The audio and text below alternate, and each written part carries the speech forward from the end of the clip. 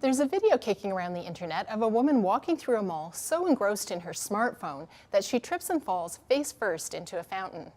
She gets up immediately, seemingly unfazed, and continues on. You can hear mall employees laughing in the background as they watch on the security camera. Naturally, the video went viral and she's an internet sensation. I can't help think she should have downloaded the Type and Walk app, the one that lets you look ahead as you text. Watching episodes of The Walking Dead, TV's hot zombie drama, I found myself thinking about the texting fountain lady. All these helpless automatons singularly focused on one objective, hungry for their feed, never satiated, a slave to their impulses. Or in the case of the living, the next tweet. Adapt or perish. It's the career imperative of not just my generation, but my industry, the media. And I've obeyed it. I blog, I Facebook, I tumble, I tweet and text and instant message, and I benefit in a 21st century way from all of it, which is to say I'm more connected to a network of like-minded people. I easily exchange information, some valuable, some trivial and fun. I'm happily back in touch with my elementary school friends. But I can barely remember life before Google and Wikipedia. It's rare to ever use my phone for anything but typing or scrolling. I spend so much time on the internet that sometimes I think it's eating my brain, and it very well could be. A recent Newsweek article entitled "I Can't Think" outlines how the use of Twitter inhibits our ability to make a considered decision. It points out that the brain can only hold 7 items in its working memory.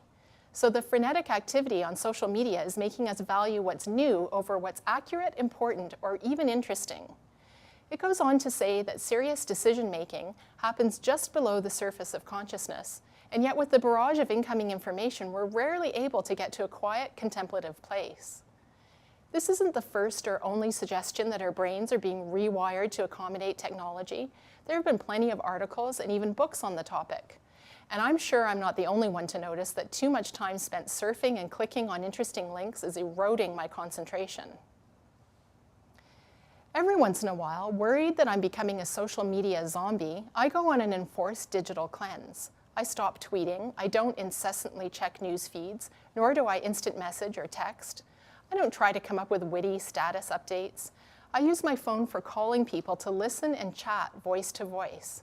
I pick up an actual newspaper and let my own interests direct my attention. The result is more focus on my work, my own life, and better and more meaningful interaction with friends and family. But then I have to wonder, what have I missed? How will I stay relevant? The answer, as in all things, is balance, but sometimes it's just impossible to look away. If Twitter and Facebook can fuel a revolution to topple a dictatorship, then that's the best possible use for them. Being the first to falsely report a celebrity has died is probably not. And I remain unimpressed that Charlie Sheen can attract 1 million rubberneckers on Twitter in 24 hours. It's true, the social media bug has gnawed on me, but thankfully I haven't fully succumbed. I still own at least half of my brain. For The Agenda with Steve Paikin, I'm Carla Lucetta.